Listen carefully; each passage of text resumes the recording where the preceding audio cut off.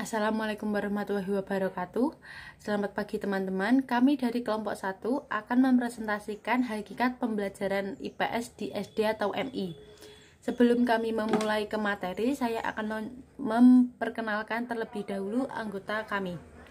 Yang pertama yaitu Afrizza Safa Insirah, NIM 837, kemudian Intan Ambarwati 902, lalu Fatma Dwi Fauzia 909, dan Siti Hartini 913.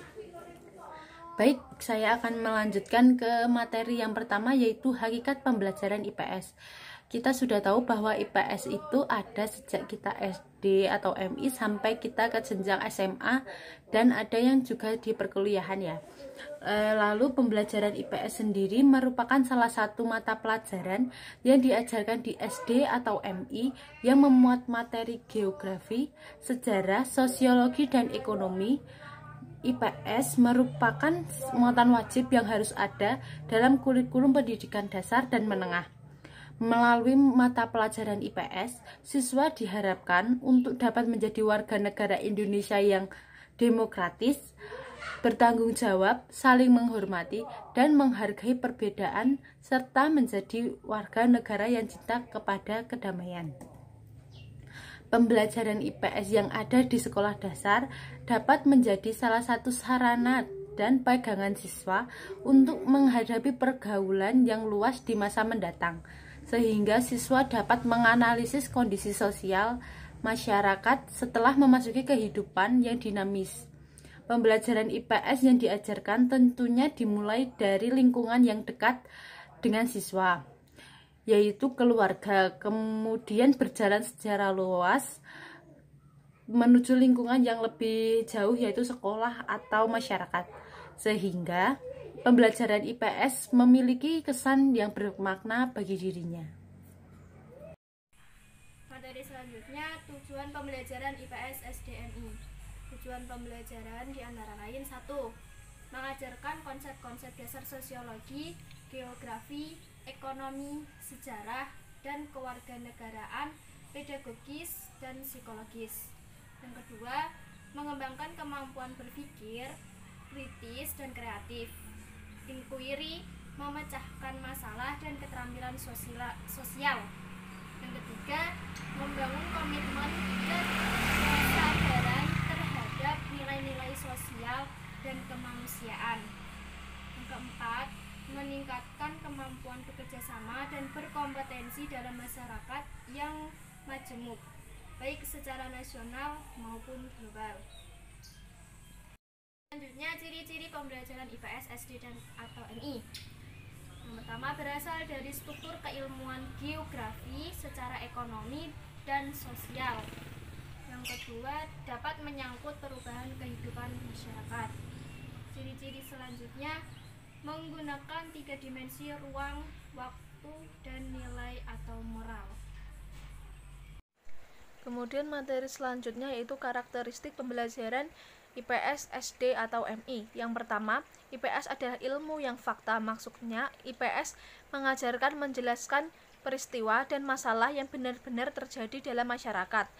Kedua, IPS adalah ilmu yang komprehensif atau meluas dan bersumber dari berbagai ilmu sosial lainnya. Maksudnya, IPS berasal dari perpaduan ilmu-ilmu sosial lainnya seperti geografi, sosiologi, ekonomi, sejarah, antropologi, dan politik. Yang ketiga, IPS sangat mengutamakan peran-peran aktif nilai keterampilan siswa dan peserta didiknya.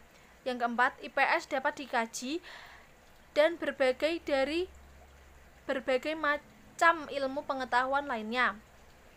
Yang kelima, IPS adalah ilmu sosial learning. Maksudnya, IPS dapat dipelajari dan dapat dipergunakan langsung di dalam masyarakat.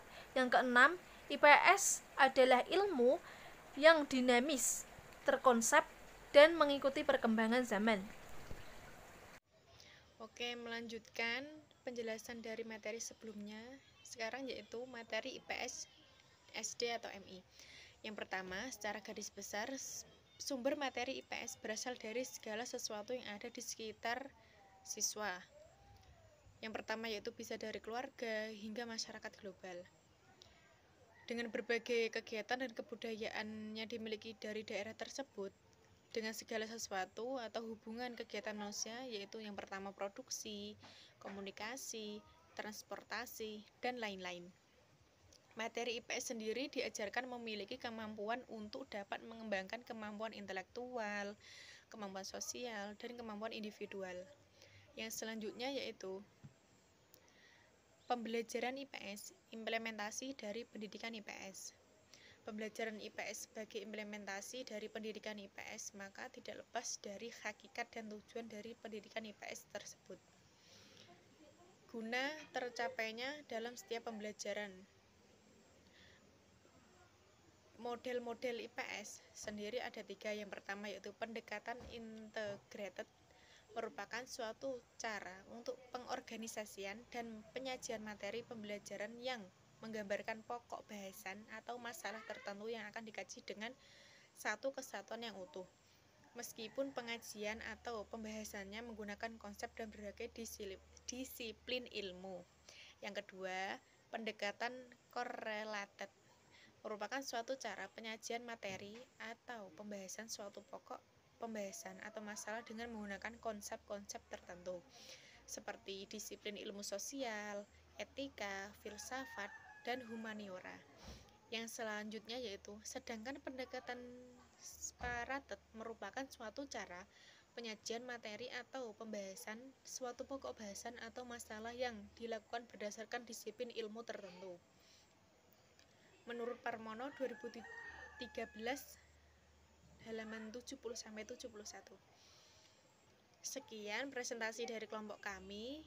Apabila ada kritik, saran maupun tambahan atau masukan dan pertanyaan, nanti bisa dibahas di WA Group. Sekian presentasi dari kami, kurang lebihnya mohon maaf. Wassalamualaikum warahmatullahi wabarakatuh.